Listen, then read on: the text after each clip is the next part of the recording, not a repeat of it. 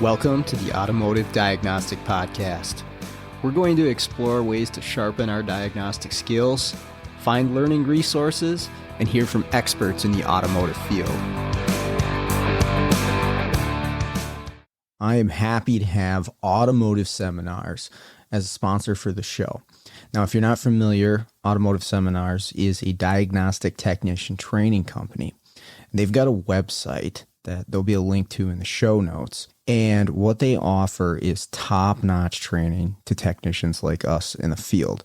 I've been taking their training courses for years and have got a ton of benefit out of it. They've got top-notch instructors, John Thornton, Scott Shotton, Scott Manna, and every other month they've got a 2-night course that you can sign up for.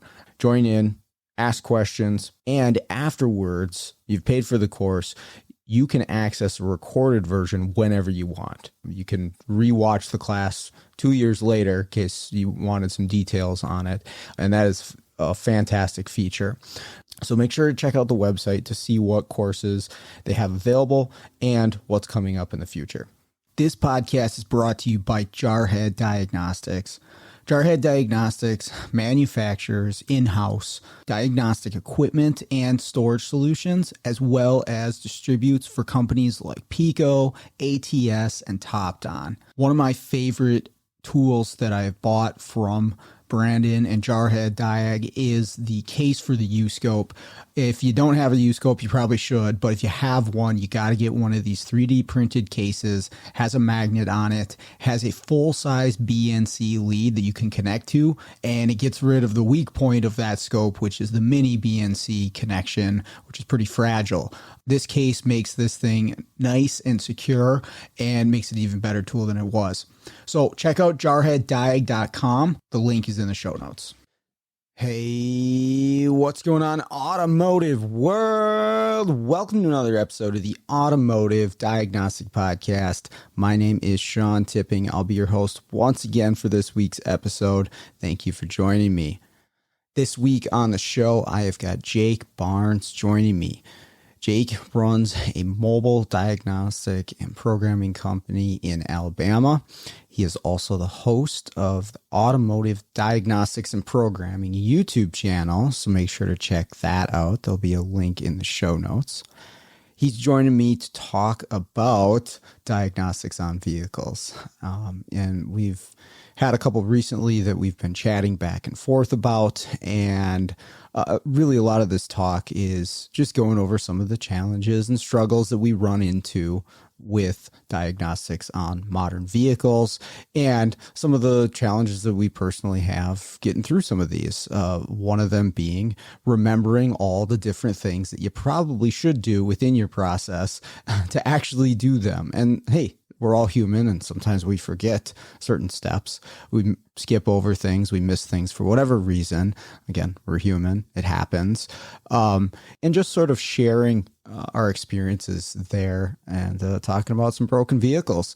So I enjoyed this talk with Jake. Hopefully you will as well. With that out of the way, we'll jump right in. All right. Good evening, Jake. How are you doing tonight? Good. It's been a little hot, but yeah, getting adapted to it, maybe. Where are you at now?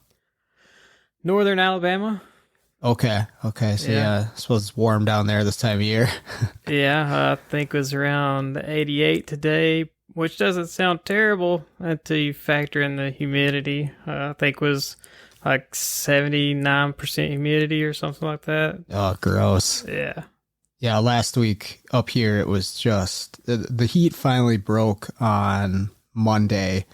We had a bunch of storms move through, but all last week it was, low to mid 90s. And like you say, I guess it's all relative. So people down in Florida are like, that's nothing. But with the humidity and then, I'm doing the mobile stuff out in cars and stuff like that. And man, it is just gross. I was so gross. I sweated so much last week. It was disgusting. I had like as soon as I come home, I gotta get in the shower. Yeah. Yeah, same. I mean, I was pretty bad today, so I quit early. I came home at like 4 o'clock. Just went straight to the shower, jumped in the shower. Yeah, yeah.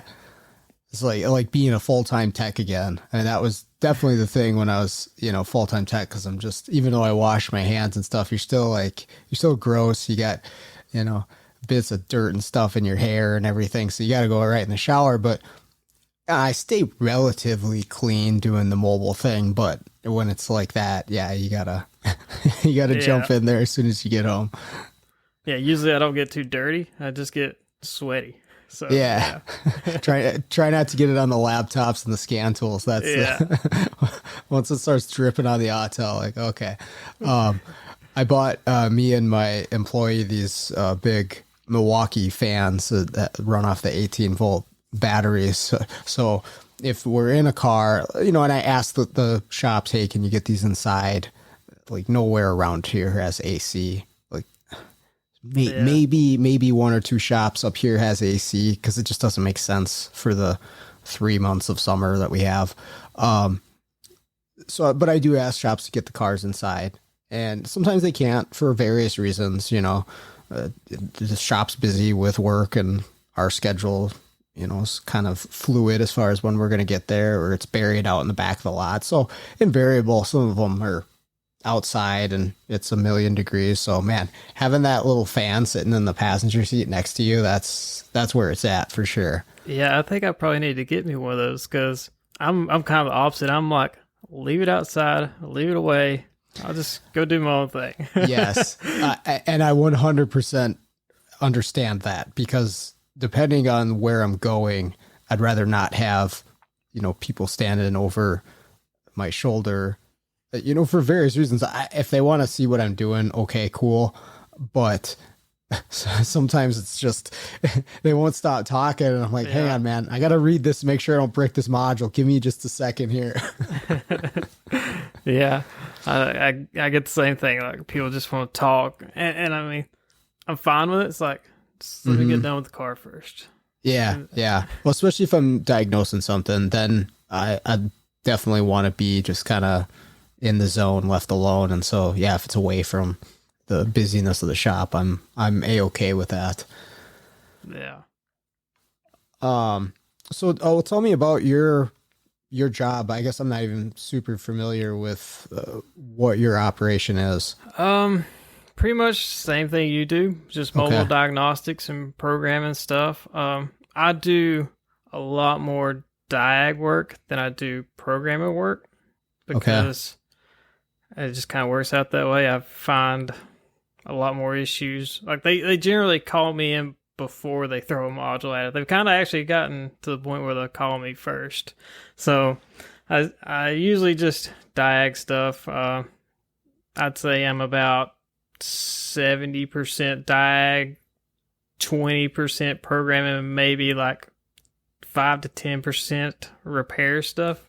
But my repairs are wire repairs, sensor replacements, like if I'm already there or whatever, things like that. But yeah, mostly just heavy diag stuff, really.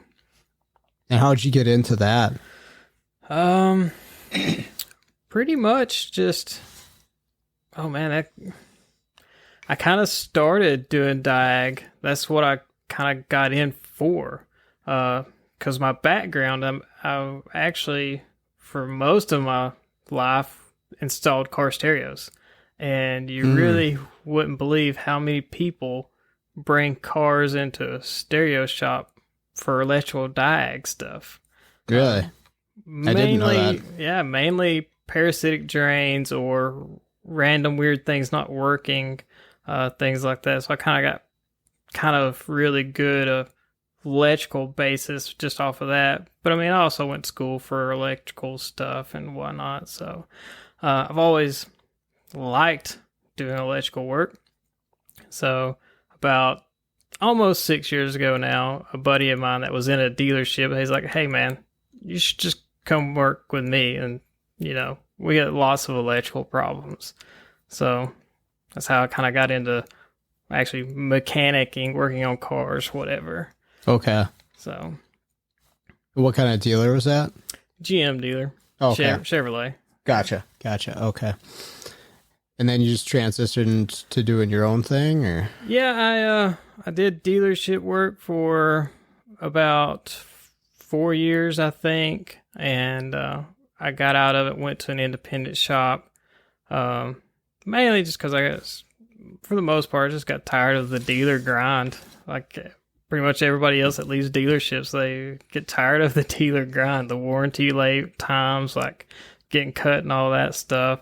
I mean, like you'd be astonished at just how many, like my car count for a pay period, like, and just, it's just ridiculous. Like there was one week where is a brand new recall where GM was reprogramming brake modules, and oh man, I did all of them, and then it's like a week later they changed the recall and I had to do all those cars again. So it was kind of ridiculous. And like anytime GM gives you a recall for a reflash, you get 3/10. Well, there was 1 week I had, if I remember right, 109 of those that I done. So, oh man. And like the bad thing is like GM back then was making you run clock time on that. So I would literally have to run 3/10, 3/10, 3/10. So I'd get a stack of my tickets and I would start one, go get it, bring it in, do it, sit there and wait until my time was done, close the ticket, start the next one, go get that one, and just cycle through it. So wait, so you couldn't move on to the next one until an actual physical 3/10 had passed? Am I understanding that right? Pretty much, yes. Because if they ever audited the ticket and seen that the programming event happened outside of your clock time, because there's also the warranty screen, you're familiar with that you get. Yep. So we actually have to screenshot that and send that in with RO. So if my clock time was outside of the ticket, they could actually kick it back. Wow. I mean, it's ridiculous.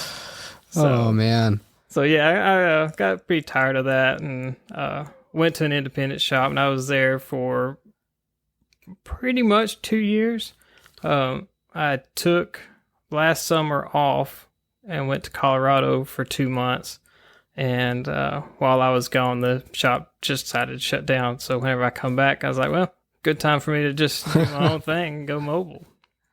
So they give you any warning? Like, or is your toolbox just sitting outside when you got back? Well, before I'd left, I'd just gotten all of my stuff anyway, just to keep it out of the way, keep it secured, because we were actually having some issues with the shop getting broke into. So just as kind of like keeping my stuff secure, I just took it all home because I knew I was going to be gone for the whole 2 months. So it wasn't that big of a deal. Take all my stuff and, but yeah, about 3 weeks before I come back, they called me and told me they were just going to close the doors, and it's like, okay. So then you jumped on the mobile thing. Yeah. Good time to do it. Yeah, right. As sometimes you need that little bit of a nudge. Yeah. I mean, there's other things going on too. Like while I was in Colorado, I actually tore my shoulder up mountain biking. So when I come back, I was in a sling anyway, so I couldn't wrench even if I wanted to. Yeah. So I could still move around the car. I could move my arm a little bit. So I was like, well, I can check cars. I can figure out what's wrong with them, and somebody else can fix them. So yeah, that's awesome. When you were at the GM dealer, I don't know the time frame. Was it still SPS1, or had they transitioned to TLC while you were still there? It was about that same time. TLC had come out and had been out for about a year, but SPS on Tista Web was still available. Oh, so we could still use it. And then kind of like towards right at the end of my stay at the dealers, when they forced you into using TLC, the program. Okay. And it was a nightmare. Well, that's what I was thinking when you said you did 100 plus programming events. I'm like, oh my gosh, if that's with TLC, that would just be the worst. Yeah, yeah. How many Well, times would you ever restart the stupid program if you did 100 programming events? well, I mean, that's the crazy thing. It is like back then, it was actually a lot more stable. I don't know what they did to it, but like when they shut down SPS 1, like it went to crap. Like it was, there's been stable versions of it where, and I mean, hey, when it works, it's a great software and it works awesome. And there's been sections of time where you don't even think about it and GM just works. But then it's like every other week there's some, colossal failure of whatever's going on their end. And, how often it crashes, or, I mean, there's been all kinds of different problems too, where it's like, you don't know what portion of the programming event or the software launch is going to be your issue that Monday. I mean, they update it every single Monday, it seems. And then that's when there's issues. Like it just, it's that week of the month. It's just going to be a pain in the ass this week to do any GM. So there was a time where, I could budget the time for a GM and say, yeah, I can be in and out of the shop in a half hour. Like for sure, because it's a GM and I know how it's going to go. But now it's like you still could be if everything goes right. But I give me and my guy a little bit more time on GMs because you don't know how it's going to go today. It might go good, it might not. I've gotten to where like I will start it before I even leave, just to make sure it's going to even like boot up. I do that. So I'll start it up on my laptop Monday morning, just to like have it go through its updates, and then maybe just like let it run on the passenger seat while I'm driving to that first job. Actually, my employee is doing the majority of GM programming for me, so I get to hear a lot of the issues secondhand now instead of restarting it myself, 50 times. But it's so at the dealer, you guys were, at least for some of it, experiencing the same thing. I mean, the dealer side of it, they're seeing the same thing that we are in the aftermarket, right? Yeah. I mean, they're actually even moving TLC from being able to open on the desktop to web-based for the dealer techs as well. Oh, okay. So it'll be exactly the same. Yeah, it's pretty much the same. Huh. Yeah. Yeah, that's the fun of it, though. I mean, I look at it both ways, right? Like some days it's a huge pain in the ass, but those hurdles, I know, are what is preventing more people from doing it, right? For the shops from doing it themselves, because they hop on there one Monday, it's got to do 20 different updates to their computer, and then nothing works, and they're frustrated. So they're just going to call, mobile guy to say, hey, come in, just take care of this. I don't want to deal with this frustration. And understandably so. I don't want to be, if I'm trying to rock out a bunch of actual cars that need to be fixed, I don't want to be standing over my laptops restarting TLC for 2 hours. Like that's in a shop scenario as a tech, I'd be pissed if I had to do that. So I get it. And I think it's a win-win for everybody, but I don't know. I guess in that side of things, it's like, if there's some hurdles and there's some obstacles to some of this stuff, I'm like, okay, that's cool. Well, I'll take it and make it a little bit harder for, everybody to do that same thing. Yeah, I don't mind it. I'm used to it. Yeah, you have to expect it. I don't think there's a week where everything works smoothly, just software wise, right? Not even including diagnostics, but just software wise, you can guarantee something is going to give you trouble. And if you just accept that as a fact and try to deal with it the best that you can, then it's not that big of a deal. And you get better at getting around obstacles too, the more that you see them, right? Like, okay, hey, this program's not working correctly. Let's uninstall and reinstall. Or maybe in another situation, well, let's hold off on that because that's time consuming. Let's try this instead. And you start to kind of feel your way around the problems and having some people to reach out to is always good too. Like, hey, are you having this same problem or is this just me? And if, 5 of your friends, everything's working great on their end and you're having problems, okay, maybe it's my laptop. Let's try a different laptop here. And so you can kind of get a feel for where some of these, especially the web-based systems like TLC are at by that. But then there's Diag, which who knows what's going to come at you each day. Yeah. I went around in circles today with a Mercedes, and sometimes it's just the simplest things that you find. Yeah. Well, I had a Mercedes. It was a Sprinter, but what was yours today? A 2010 E350. So Okay. E-Class. And it would crank and run, but it wouldn't go and drive. It's just stuck in park. Like it wouldn't, like the shifter would not move? Yeah, it's the little electric shifter on the steering column. The Gotcha. little button and then the little lever. So like you could move it, but it wouldn't do anything. Was that after repair or just happened? I think it just, I don't really know. I mean, I don't want to give away too much of it because there'll be a video on it. I think it's gonna make a pretty good video, but yeah. Okay, cool. Yeah, mine was a 14 Sprinter, and actually I gotta go back tomorrow because I did not resolve this one today. I kind of just ran out of my hour block of time, but it had a electrical code for the compressor, and there's not a whole lot of info on what's good and what's supposed to be there, but everything seemed to be there as far as I could tell. But I didn't quite have all the ammo I needed to call a compressor or a module is kind of where I was down to, but I was like, I'm going to do a little bit more reading before I make a call on this one. So yeah, I've not even had to work on a Sprinter yet. So yeah, you should probably keep it that way. I don't enjoy them at all.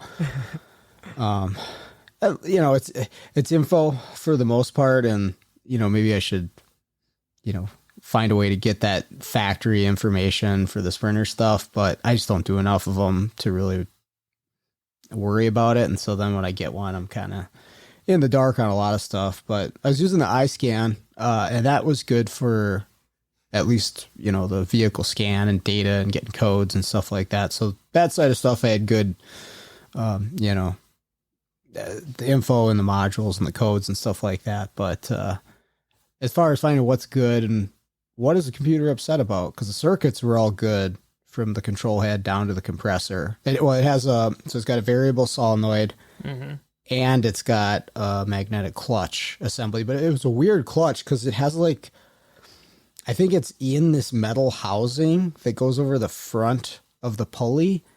Like at first I thought it was a clutchless one, but the diagram says clutch and the diagram shows this wire that goes behind there. So it's got an encased clutch or something. Whatever, that doesn't change it that much for me electrically, but I can't see the thing. And everything on the compressor seemed to be working right. And the circuits tested okay from point A to point B. And it just would repeatedly set this compressor circuit code. And so kind of leaning towards module, but I don't know. You tell me, do you ever have it where you just have that feeling you're like, that's not it? Like, I don't have a reason, but my gut is telling me that is not going to fix this car. And I kind of had that today. So I mean, I get that all the time. And then usually I'll do it, and then I'm like, oh no, I missed something. Yeah. Oh, I've done that. I've made the call where I have that feeling and I'm ignoring it because I'm busy, or I'm just like, yeah, okay, let's get a part for this thing and try to move on and see what happens. Yeah. But yeah, I would say the majority of the time that feeling is right. So I just got to listen to it. Yeah, I agree. Most of the time it is. But every now and then you just gotta, back up and do it again. Yeah, sometimes stuff doesn't make sense, or you missed something or whatever. Do you do mostly electrical diag, or do you do everything like mechanical, engine, that sort of stuff? I will do pretty much anything. But yeah, the majority of calls I get is either electrical issues or some drivability. I don't get too much into transmission stuff. I do get them every now and then. Usually when I get a transmission call, it's external module and only a valve body in the car or in the transmission. So they just kind of want me to verify electrical before they pull the trans and swap it or whatever. So sure. Yeah. I have a lot of trans shops that it's tough with with transmission shops, and I tell them, like, you guys know the internals of these things way better than I ever will. Yeah. So if you're calling me in to diagnose what's happening on the inside of the transmission, minus a module, minus solenoids, okay, I can deal with that. But for the mechanical, the clutches and the fluid and the gears and stuff, like, you guys are the pros here. And I think sometimes they just want they want it to be a software issue because maybe they rebuilt it already or replaced it already, and they want it to be fixed with just a software update. And I mean, occasionally that's the case, but I would say it's more often when I'm in that situation, I'm like, sorry, man, you got to go back into this thing. Something's not right, and software ain't going to fix that. So yeah, like the other day I had somebody ask me about I think it was a 14 model Mustang. Okay. 4-cylinder. Okay. Automatic. And they said that if you just put it in drive, it won't move. But if you get it rolling, it'll take gear and go, and then it'll be fine the rest until you stop again. I'm like, well, put a transmission in it. They go, you don't think it's something electrical? I'm like, no. That's somebody probably was neutral dropping this poor 4-cylinder and busted the sprag out in it or whatever, the one-way clutch, whatever you want to call it. It's like, yeah, put a transmission in it. Yeah. I had a truck that was slipping in a couple gears and gear ratio codes and everything. And they're like, do you think you could go in there and just like up the line pressure on those two gears? Like, come on, dude, that's not the way this works. No. The Ford 10 speeds right now. I mean, there's a lot of bad transmissions out there that I see a lot, but those 10 speeds in the Fords have been very, very problematic for transmission shops. I don't know if you've seen those. No, I've not had to run into those. Just the 8 speeds. Yeah. On the 10 speeds and going newer, like, I don't know the age range, but the ones I'm seeing are like 18, right around there. It has an external TCM, and the TCM is separate from the ECM, right? So it's got its own module, but the module is not updatable through Ford software, right? So normally you'd go in with IDS, you'd see reprogram, your TCM isn't even on that list. And so shops will call me like, hey, this thing's shifting all weird, this and that. Can you check it for an update? And I went to the first few of them. I'm like, yeah, there's no update period. Like, you can't even update this module. And then there's a drive cycle process for these things, but it's like an hour plus of driving if you do it all 100%. And, a couple shops were asking me if I would go do that. I'm like, I don't have time to go drive this vehicle around. I don't really want to either. Like, that's not what I want to do with my day. But I'm like, you guys, here's the process. You guys can go drive this thing around, and some have, but even after, it sounds like these things are just a wreck. And even after they're rebuilt, or Ford has a lot of valve bodies getting slapped on these things, or that's what their TSB recommends. And then it doesn't fix them, and they end up needing a trans. So I don't know. Yeah. Kind of getting ridiculous transmissions nowadays. Yeah, right. Back when I was in the dealer, we was just getting some of the 10 speeds and of course the 8 speeds, and you'd get one in, people would be complaining about how it's shifting, and I'll go drive it, and I'm like, that's fine, there's nothing wrong with it. And then they're like, no, if you drive it like this, it'll do it like this. And I'm like, well, I mean, that's probably learned behavior. So then my service manager, he's like, well, just relearn the clutches. I'm like, man, come on, I gotta go drive it forever to relearn these clutches. It's It was aggravating. Yeah, that's on the 8 speeds in the trucks. Yeah, those things have quite the teach-in process on those too. Yeah. They do it in 2 ways. You can do the like in the bay one where you just kind of torque brake it and let it do its thing, and then they got another one where like you can in GDS you can program individual clutch packs, and it's aggravating. Yeah, it's like you say, it's getting a little excessive. Like, how many speeds do you need in these things? I mean, anything for 2% better fuel economy, right? And that's where it's at. Emissions. Yep. That's what's driving it 100%. Mm-hmm. Well, what other interesting vehicles you've been working on lately? Just that Jeep that I called you or had you call me about that I went around and around with. I made 3 trips to see that Jeep, and man.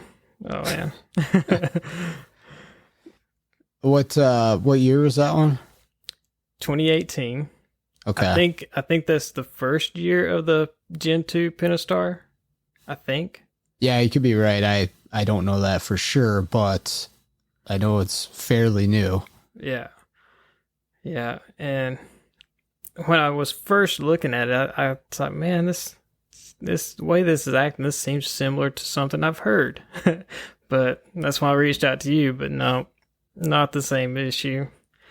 So, you want me to talk about it? Might as well, yeah. Okay. So, the initial call was, hey, this thing's misfiring randomly on all cylinders, and we had just took the head off and had the head redone for low compression on 2 of these cylinders. I think, I don't have their notes with me, but I think their notes said 3 and 5 was the ones that were low compression compared to everything else. I think it was like one of them was 60 and one of them was 80 pounds. And that's just mechanical gauged, whatever. So they pulled the head, sent it off. I have no idea what the machine shop said about it or what they done. They sent it back. They slapped it back together. And they called me and said, it's doing exactly the same thing that it was before. So I generally have a pretty good process whenever I'm approaching something like this where somebody's taken apart a motor and put it back together. I will go through and clear all the adapts, redo cam crank learns, anything I can clear to reset. I usually do it. And with this one, I guess I was just in a hurry, and I did relearn cam crank. I know that, but whenever I was going through everything, the first time I looked at it, it was pretty steady miss on bank 1, but it would be to the point where it was shut off either 5 or 3. And it just depended on when I shut it off, crank it back up, it would just be 5 or 3. And that's pretty much where the misfires were staying at. So I was like, well, this seems like kind of pretty isolated to these 2. And fuel trims actually looked fine. Long terms and short terms, I think the long terms were like -1 or 2, and short terms were like just 0.1 or 2, like very low low trims. So I guess I didn't really pay much attention to the oxygen sensor, other than I seen that my oxygen sensor was functioning, and then once it would turn one of the cylinders off, my oxygen sensor would flatline out at 0 volts. Full lean, which would make sense. It cuts fuel off, but that cylinder's still pumping fresh air out into the exhaust. So I was like, well, once it turns that off, I can't really use O2 at all anymore. Right. So I kind of just like start off with the general relative compression, and it was perfectly even across the board. Like I've done it several times, thinking like maybe, once it gets oil pressure, maybe this is going to change. So I would let it just whine and whine and whine until it would shut off, and then I'd start back again immediately, and it would just keep going. It just stayed very consistent. Those things will go for a while if you do They will. The clear flood. Yeah. I'll just sit there and crank. Yeah, they will go for a while. So I kind of ruled out oil pressure causing this thing to do it, because it's got the variable lift on the valves. So I was like, well, if I'm losing oil pressure or if I'm getting oil pressure somewhere I shouldn't be, whatever, maybe I'll see it. Nothing. So then I was like, well, maybe what my issue is still something like compression, but maybe I'm just equal across the board. So then that's when I reached out to you about yours, where you had the worn cam lobes, just to try to get some more information, and you'd give me the idea to use a pulse sensor. So second trip out there, used a pulse sensor. Didn't really come up with nothing. Still, I messed with it for just a little bit that day. Didn't come up with a whole lot of anything. So I was like, well, I'm just going to go home, clear my head on it, come back. So I did that. And when I got back, I actually had another 18 Jeep just like it at my shop. So I got some cam crank known goods on it to compare. Just to rule out cam crank, and also to rule out a cam signal issue, like maybe a missing tooth or something like that. Something strange, Sure. So went back with my known good, compared it to this broken Jeep, and everything was perfect. Exactly the same. I think hate my that when that happens. Yeah, I think my cams was maybe not even half a degree off from my known good. So, I mean, that's pretty close. That's pretty good. Yeah. And I was like, man, what is going on with this thing? So back to live data, just watching things, and that's when I noticed that my O2s, when I would first crank it, they would stay rich. Every now and then they would fall a little below 800 millivolts, but for the most part, they would stay in between 800 and 900 millivolts. So that's pretty much stuck rich until it would shut off the injector. And then, of course, it would bottom Was that out. during closed loop operation where you saw it that high? It was actually an open loop. Oh. And then as soon as it went closed loop, it would shut that injector off and then default back into open loop. So almost as soon as it would try to go closed loop, it would shut off an injector and then it's back into open loop because of a fault. And so it's got the check engine light flashing that whole time, then leading up to it? Okay. Yep. As soon as you crank it, check engine light would be flashing and it would be counting on some cylinder. And that's another thing, is like sometimes it would only be like 5, and then sometimes it would only be 3, and then sometimes it would be 1, 3, and 5, and then sometimes it would be 1, 2, 3, 4, 5. The crazy thing is it would never count 6. Never. I never seen it count a misfire on 6. That's strange. That's so goofy. Yeah. So it was almost like every time I went to look at it, the way the misfires would be different. Like the first day I looked at it, it was always missing on 3 and 5. The second day I looked at it, it was 1, 3, and 5. And then the third day, it even shut off cylinder 2 a couple of times. So I'm like, this thing's just kind of all over the place. So once I kind of seen that it was stuck rich, but yet my fuel trims, my long-term, short-terms were perfectly fine. Well, they were perfectly fine because it would never try to adjust, because as soon as it would try to go closed loop, it just default back into open. So the trims never adjusted. So I'm like thinking, what in the world would cause this thing to actually be rich, but yet my fuel trims seem fine? So I was like, did I ever just clear all the adapts on this thing? And I was thinking, I was like, I know I did the cam and crank, but did I go through and clear the memory on everything else? And so I was like, well, I don't know, let's try it. And so I went through and did it, and the Jeep ran perfectly fine after that. So I'm pretty sure the alcohol content got skewed somehow, and it was thinking it had probably E85 in it, so it's actually fueling for E85, but yet it's got regular 87 or whatever in it, and Okay. and it's actually running rich, and so I had a rich misfire. Gotcha. Do they provide a data pit on Chrysler for those? I don't even know. I don't know. I feel like I've seen it in YTech, Okay. but on the Snap-on, I don't remember seeing it. But I've got this other Jeep that's at my shop still, and whenever I get time, I'm actually going to look through it and see if I can find an alcohol content PID for it.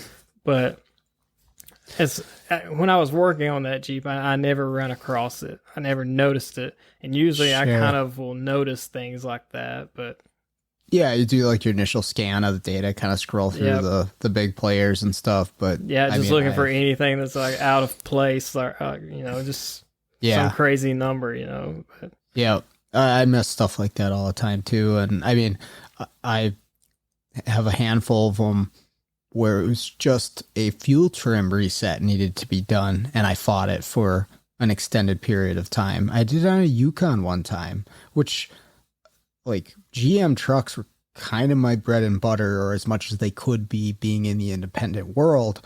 I thought I was pretty good at them, and this thing just kicked my ass. And it just needed an actual fuel trim reset with the scan tool after I did fix it. And for whatever reason, that year, I don't recall what year it is, but it just hung on to those long-term fuel trims. Now, there's other like Fords I traditionally thought would kind of hang on to that long-term for a longer period of time than other vehicles. But I wasn't used to it with GM. Well, that one did it, and that one needed a reset. And yeah, sometimes it just slips your mind to do the easy stuff. And you dig into all the other craziness and pulse sensors and relative compression. Oh, no, man. Like, I spent so much time on this, and it's like, this is something I normally just do out of habit. It's like, how did I even not do this? Because, like I say, I'm pretty good about it. Like, they tell me they've been in a motor, shit, I go in there, I clear everything. I try to make that computer start from scratch. Because... yeah, there's no telling what's wrong with it when they started, and no telling what they broke when they were in it. So I try to just start from scratch. But this one, I guess maybe I was just in a hurry trying, get in and out or what. I don't know, but somehow I missed it. So. Well, it's so easy to do when we got so much going on and trying to keep track of so many different things. It is easy to skip over. I know I've talked with a few other people on here about like processes and sticking to your process, and yeah, I do the best I can, but I don't have like a highlighted list in front of me or anything like that for this stuff. It's all kind of up here. Yeah, and it's like I need to print off a checklist and start checking this off. Yeah. I mean,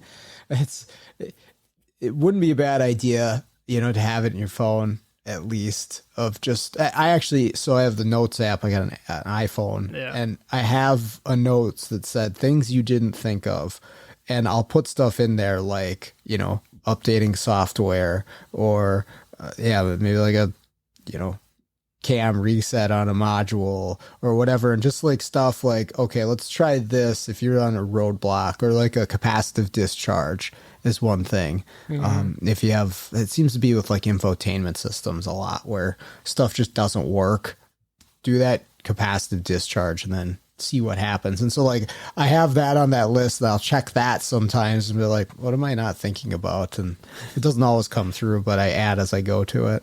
Yeah, I definitely need to start doing that. Man. Yeah, well, alcohol reset is going on there for me now. So, I mean, on that Jeep, there is no like dedicated alcohol reset. I just went through on the scan tool's memory resets, and I just do all adaptations and just wipes everything out. So, well, what is it? The BMWs I've been through is a couple of the older ones where it'll actually put it into like a limp mode and set codes until you clear these adaptives. After I think it's after a timing repair on those things. But if you don't do that, it's still like setting codes and you think the car is still broken until you do that stuff. It's crazy what some of that, yeah, just refreshing the software is going to do. Mm-hmm. Trying to think, I had another one where that was the case where it was just a matter of actually doing or performing the reset on it. And, you know, that took care of the whole issue. I see it all the time because Yeah. I got these shops that will just throw a used motor in something, you know, and it's quite often they'll throw one in and it's like, they'll call me, it's like, hey, this thing still has a misfire. Strangely enough, it's still on the same cylinder, whatever, you know, and I'll go and I'll do my resets, my cam cranks, and hey, problem solved. You put a motor in, you didn't relearn the cam and crank correlation, so yeah, I've fixed several misfire complaints with a cam crank relearn. Yep. That was the one. It was an older Buick with a 3.8, and it was just counting up misfires like crazy. And I don't even think they did any major repair to it. It just came in that way for one way or another, and that was fixed. Crankshaft relearn. Oh, you're done. You know, it's wild. I remember the Chevy trucks would do that a lot too. They'd count like 4 cylinders, and you're driving down the road, and the check engine light's flashing, and the engine's just running smooth as silk. But if you look at the scan data, it's 4 cylinders are missing and everything. And that was a cam relearn as well. You know, what's interesting is the injector shutdown strategy on the Jeeps, you know, specifically the ones that we were dealing with, in comparison to some other vehicles. Like, I'm thinking of the early 2000s Silverados that would do that with a crankshaft. Those things, I don't think they'd ever shut down an injector. But it now, takes a while, but it does. It's taking a long time. Yeah, it's got to be really serious on one cylinder for it to do it. And these Chrysler setups, at least the one that I've dealt with, and I know the one that you've dealt with, they seem to be like a little overly zealous about, all right, let's shut that thing off. It might be missing just a little bit. Turn it off. Yeah, because with that Jeep, like, even though it's counting misfires, it's sitting there idling just fine. I wouldn't say it's like the smoothest idle ever, but it definitely wasn't like a misfire idle. Yeah. And I'd actually, when I had my crankshaft hooked up to my Pico, I'd actually done the frequency math channel and stuff. Sure. And I was sitting there watching it, and I'm like, all of these, you know, peaks are about the same. Like, there's not really much change. I was like, I could see a little bit here and here where it's a little bit lower than these, but for the most part, they're all the same. And then it'll shut one of the cylinders off, and then it's like big drop in the frequency right there. And then I was like, it's like, what are you fussing about? Like, yeah, it was, oh man. And that's an interesting thing too, is all of these cars are, you know, the end goal is the same, but the strategies are going to be a little bit different from one vehicle to another.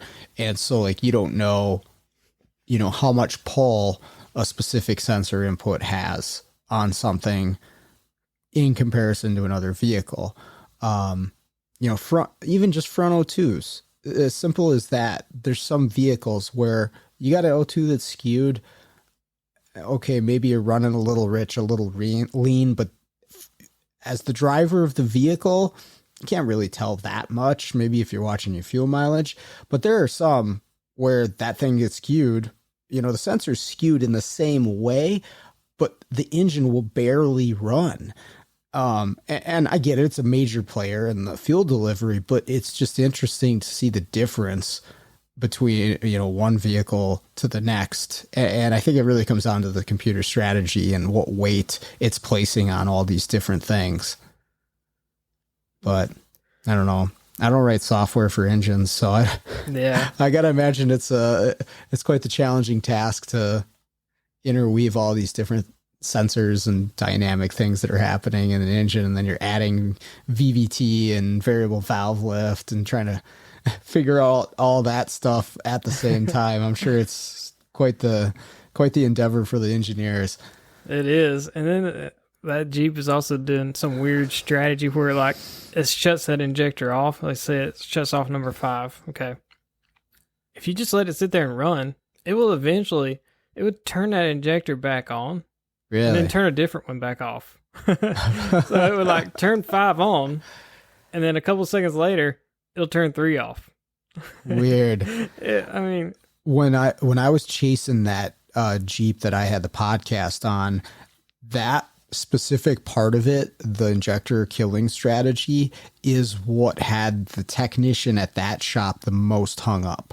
Because he saw very similar to what you're talking about. He's like, it's just killing random injectors and it doesn't seem to have a reason. They thought it was, actually, I did program a computer on it, and that was part of the reason why they condemned a computer on it. Because they're like, this thing's just acting strange. But I don't know, it seems to be that's just how they're set up, at least at this point. Yeah, I mean, this thing was acting so crazy. I was pretty close to the point of saying, hey, we need to put a computer in this thing. Ironically, that would have fixed it. It would have fixed it, but yeah, it would have fixed it for the wrong reason. But the bad thing is I would have never known. Mm-hmm. I wouldn't have. Oh, I guarantee you, I got some of those out there. I guarantee, especially when I was tech. You know, it's like, oh, okay, we're going to do this part, and then all this will get moved around, and that ground strap gets, unbolted and bolted back on. Hey, that fuel pump fixed it. All right, cool. Yeah. Yeah, I'm sure I've probably got a few. I mean, it happens. Yeah, I suppose that's the thing is you're putting a whole new computer in it, and you're doing all the relearns and everything. And so it would definitely get rid of any software issues, any relearn issues, anything like that. It's going to be taken care of at the same time. They're just like, yep, all right, well, next one of these I see is getting a computer. Yeah. It could definitely make you do that, and you'd be wrong. Yeah, right. Yeah, so from now on, definitely got to try to remember to do the resets. It's just, man, there's so much stuff to try to remember as we're going through this. I'm sure you know that, doing diag stuff, it's like, I think stepping away from them at some points is the best thing to do, because you're overwhelmed in the moment and you can't, you exhausted your abilities in that moment there. And so you're going to I got to make a call because I got to move on. I got to get to the next thing. They need an answer, whatever. But man, stepping away and thinking about it, like you did, that's huge. And I mean, it's a good thing that at least we have that ability, doing mobile stuff. Like I can tell a shop like, hey, sorry, I'm going to come back later. They don't always like to hear that. But it's tough when you're tech, right? Especially if you're on flat rate and they're just hounding you for an answer. Like the service writer doesn't really care. They want something to sell. So, okay, well, you don't have an answer, but what do you think it is? I remember I got that a lot of Firestone. What do you think it might be? I'm like, well, whatever I tell you, you're going to go sell them.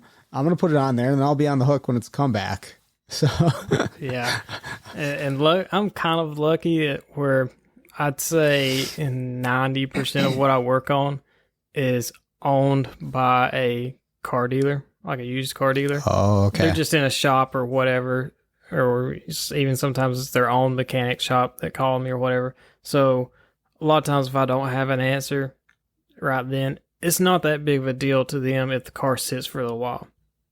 Like I've actually got a, oh man, I don't know if I'm going to remember what year this thing is. I know it's a Honda Element with the 2.4 liter motor, I think. And I've had it at my shop for at least 6 months now. Okay. And I have no clue what's wrong with it. From the first day I got it and looked at it till I was looking at it actually today, I still have no idea what's wrong with it.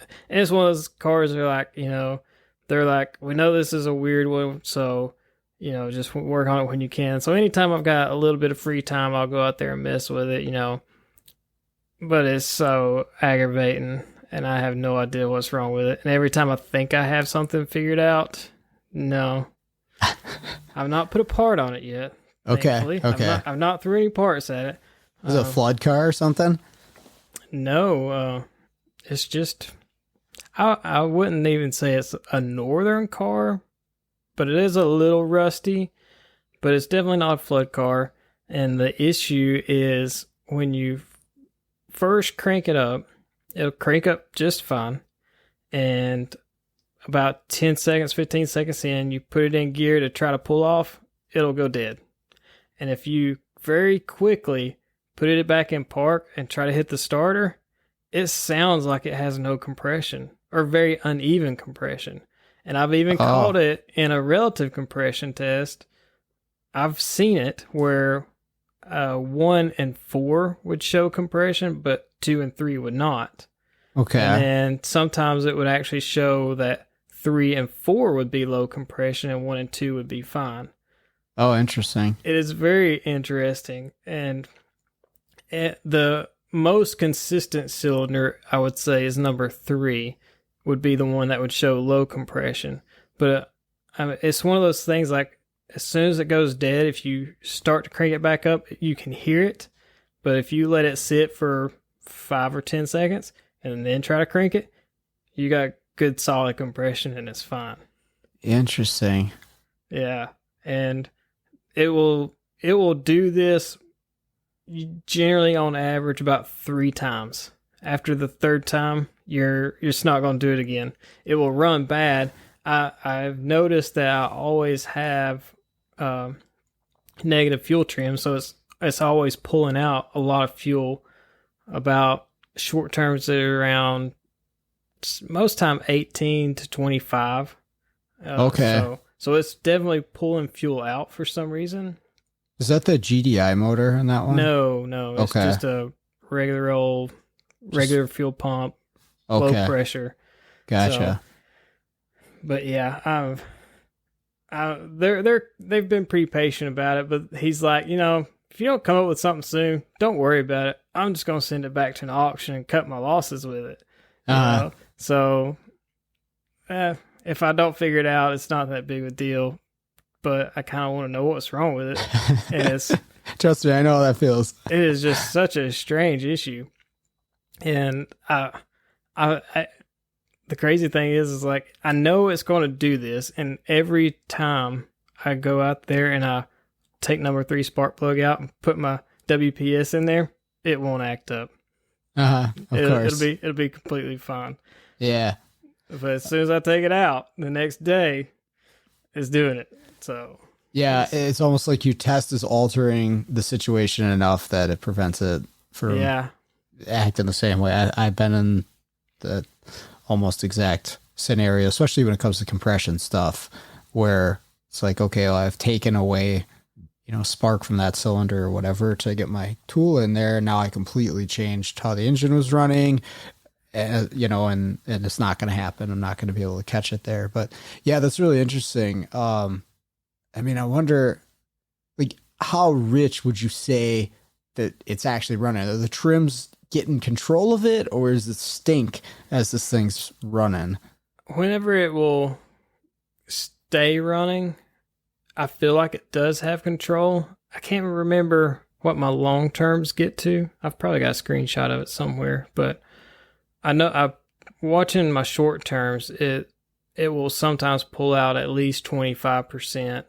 Okay. Very rarely will it go over 25, but usually it's between 18 and 25% is what's pulling out short term. And it does have a wide band in it, so the long terms I always feel like long terms take a little bit longer to adjust on a wide band for some reason. I don't know. It might just be me. I don't know. But short term is definitely pulling out a lot of fuel.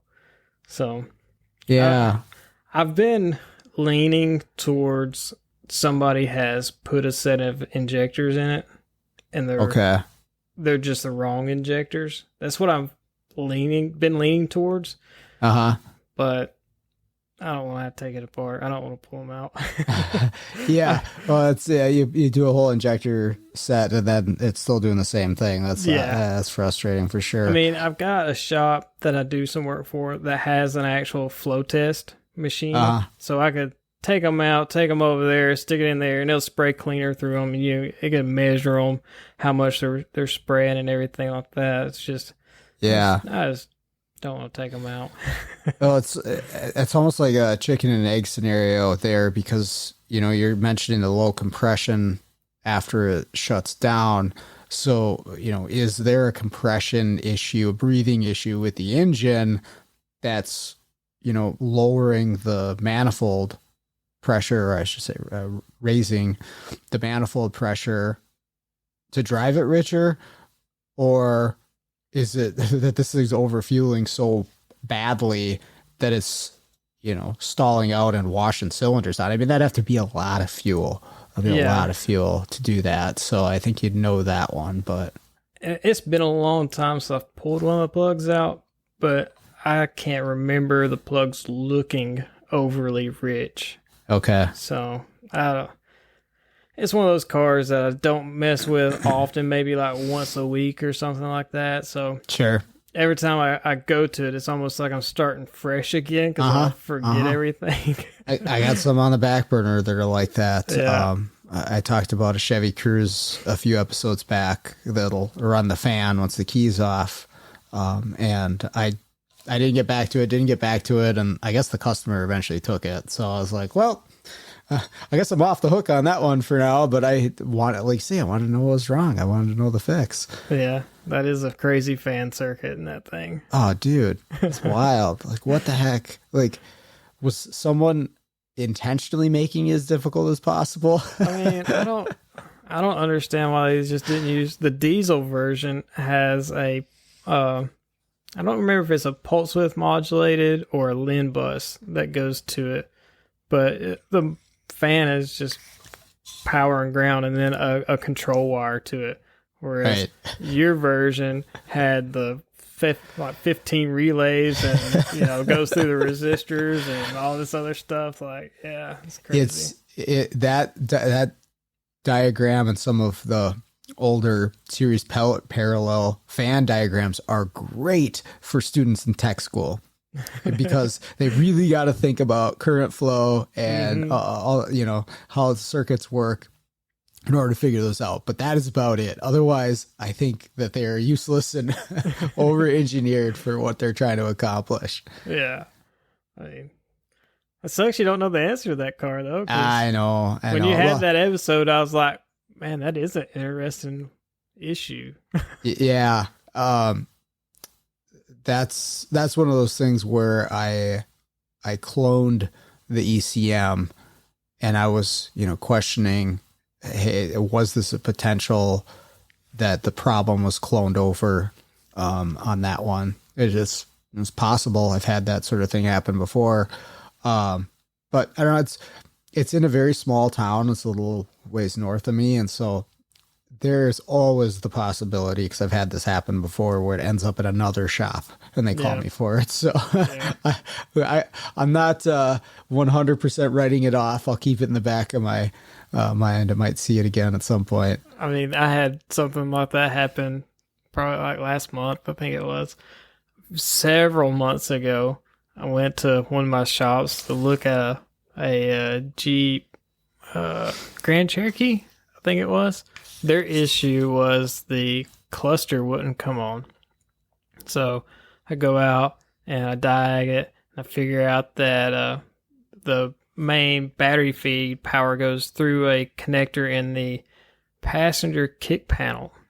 And that connector had gotten soaked in water somehow. I don't know if it's windshield leak or whatever, but it soaked in water, corroded up like crazy. And I'm like, hey, you need to do something about this connector. You fix this, your cluster will come on, whatever. So they said, okay, whatever. And I left. Well, I think that was in April, I think. And then last month, I got a call out to another shop and they said, "Hey, we got this Jeep Grand Cherokee that will, when you turn the key off, it's push button. When you turn it off, the engine will stay running. Sometimes, not all the time, just sometimes." I'm like, okay, that's pretty crazy. So I looked at it and I figured out that something was backfeeding power to the ignition relay, basically the run start relay, keeping it on, and that would keep the engine running. The dash and everything would go off. Everything in the car would go off, but the engine would stay running. So they're like, when I figured out that something was backfeeding it, the guy that called me, he's okay with electrical stuff, and I didn't have much time. I was actually getting ready to leave out of town, so I was like, look, something is keeping this relay on. It's got to be one of these circuits in the diagram. When it acts up, go through and just pull these one at a time until it shuts off. And when it shuts off, that's your circuit. You got to figure out where you're getting voltage backfeeding. And I'm like, you're going to find water in a connector somewhere. It's just what it is. You're going to find water. Sure. Or corrosion. And he's like, okay. So I went on vacation. I got back and he's like, hey, I couldn't get anywhere with that Jeep. Come back and look at it. So I was like, okay. So I go back and I looking it over and I figure out that the fuse that's keeping this thing awake is the fuse that would be feeding power to the cluster. So I'm like, okay, that's a weird one. I was like, I've had one of these Jeeps where there's a kick panel plug that had water in it like crazy. So I go and I separate it, and sure enough, full of corrosion. I'm like, well, there it is. This is what's wrong with it. I took the owner wanted me to just cut the connector out, splice all the wires together. I think it was like 40 wires. Oh, jeez. That had spliced back together, and I kept the connectors just because. I mean, it's keepsake, I guess. So I still have them laying in my van. Memento. Yeah. It's like, man. But so I soldered and heat shrinked all these wires back together. And luckily I didn't have to extend any where they kind of like go in there and fold together. Like there's plenty of room you just cut that whole thing out and you put everything back together. Okay. Like it's going to suck for somebody that has to pull this dash out one day. Yeah, they're going to look at that and hate their life. Yeah, they will. They will hate somebody. But I mean, you got to do what you got to do sometimes. They're paying the bills, so it's their car. Yeah. So I put that thing together, and then my engine staying running stayed constant. Every time you turned it off, it would stay running. Oh, so it got worse. So my problem got worse. I'm like, what in the world? So I go back through all the fuses again. Sure enough, still the ignition power fuse, like the battery power fuse. So I'm like, what the hell?